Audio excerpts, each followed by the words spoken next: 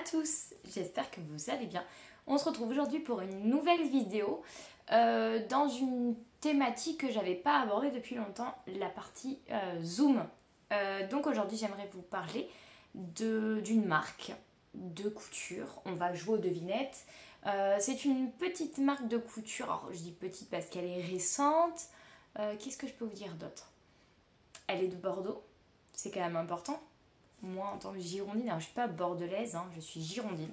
C'est très différent, on est différents. Il y a les bordelais, il y a les girondins, voilà, on est différents.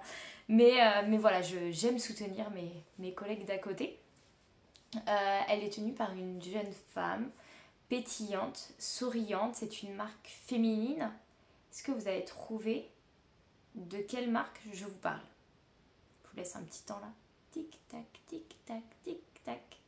Il s'agit de la marque Estelina. Donc c'est une marque que j'ai découvert moi lors d'une campagne Ulule.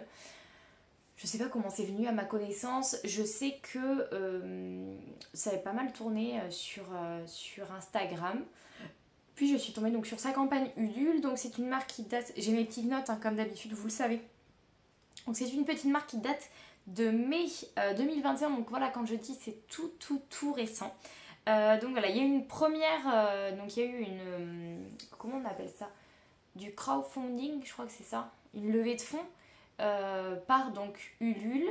Ça a permis donc de créer cette marque. On avait donc des contributions suivant le montant que l'on mettait. En fait, on pouvait acheter tout simplement ses patrons lors de cette campagne. Donc on pouvait acheter je crois 1, 2, 3 ou 4 patrons et elle proposait également les patrons que l'on peut acheter, elle les fait aussi en robe et donc on pouvait les acheter directement en vêtements finis. Voilà.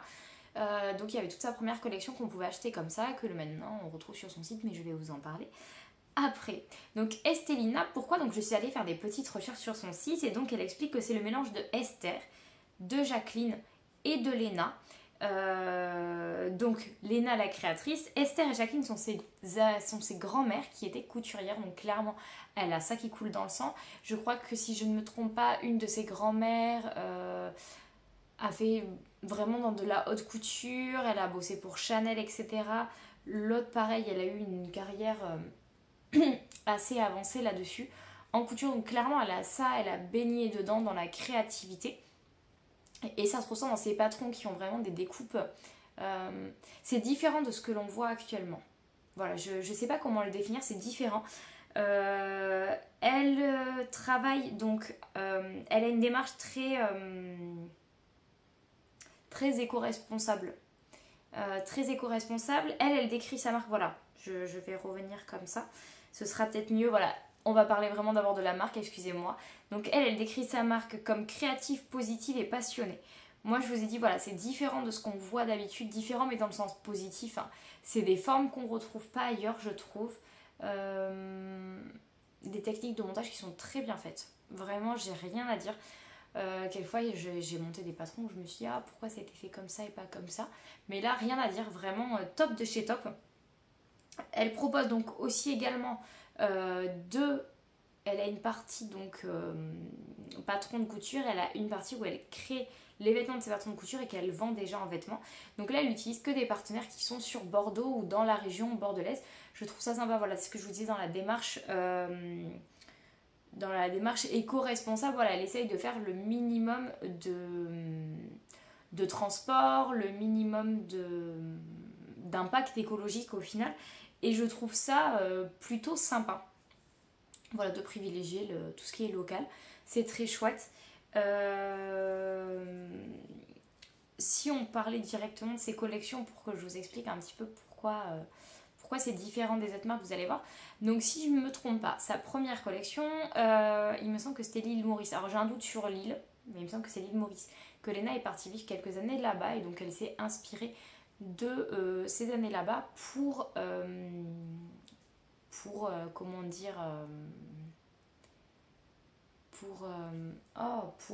comme inspiration en fait. Voilà, tout simplement. Pourquoi tu cherches tes mots, Sandra, alors qu'ils sont là comme inspiration. Donc le premier patron, c'est la jupe tamarin. Donc c'est une jupe à volant.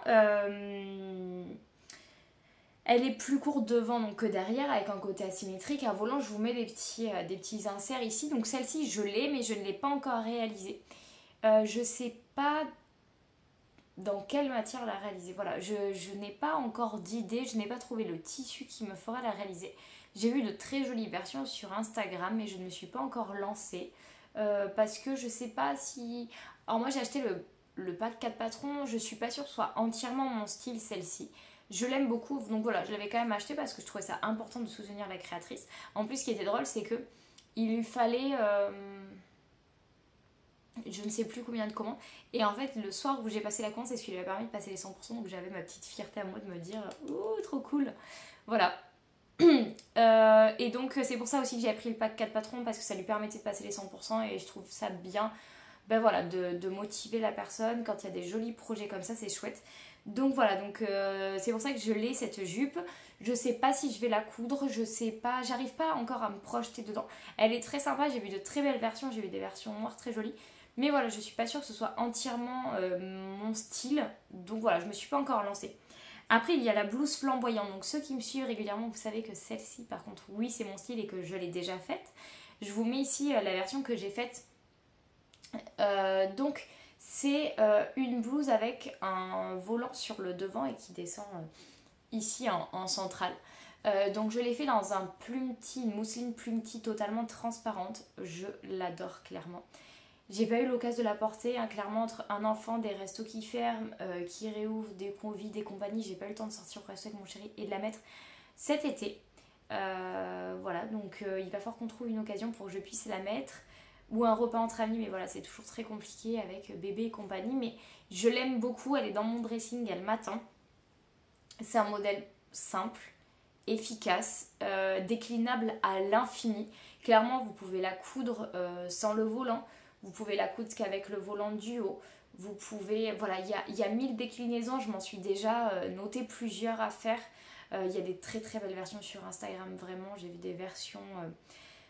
notamment une, alors je sais plus de qui elle est blanche avec, je crois que c'est un tissu de chez Atelier Brunette, vraiment elle est magnifique. J'ai adoré cette version, voilà. Il y en a qui l'ont fait totalement sans volant, elle est totalement versatile parce qu'en plus vous avez deux montages au poignet, donc je sais qu'il y a un montage avec un volant et il y a un montage avec des poignées qui se nouent et je sais qu'on peut mettre les deux. Moi j'avais fait la version avec le volant, j'avais mis le volant là et j'avais mis le volant là. Mais je me dis qu'une version toute simple sans le volant avec juste les poignets qui se nouent, ça peut être génial. Voilà, elle est vraiment très versatile, on peut faire plein de versions.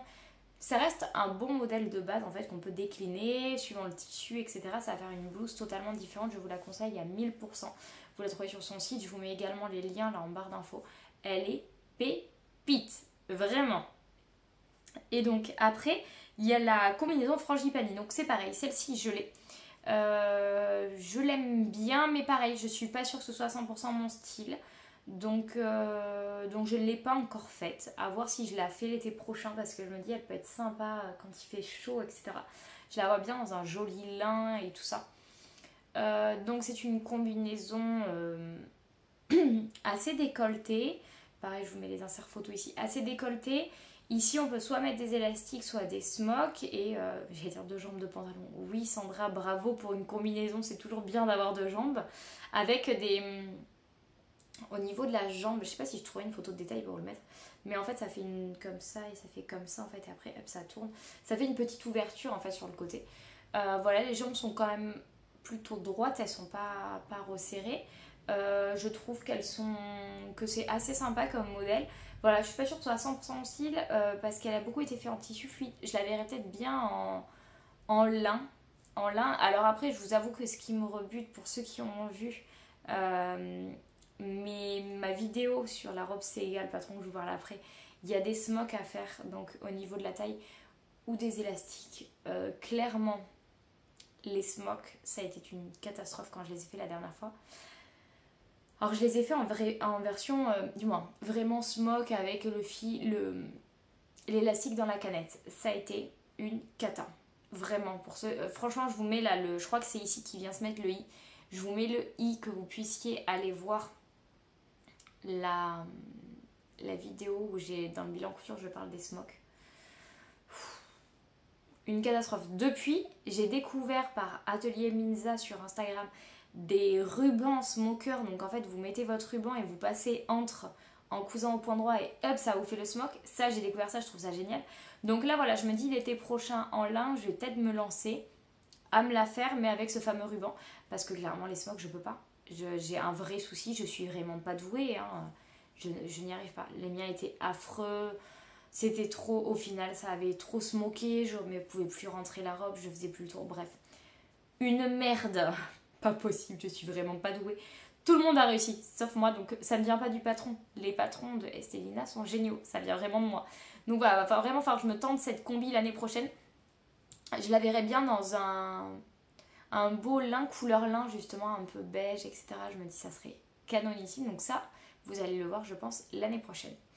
Et donc enfin, donc, dans sa collection, donc, il y avait 4 patrons et donc il y avait la robe Sega que là je vous ai montré, donc que j'ai faite et donc qui est la kata des smocks. Je vous mets une photo ici, vous allez voir, je la porte avec une ceinture marron comme ça cache le dégât et ça casse un peu le côté très coloré 70s de ma robe.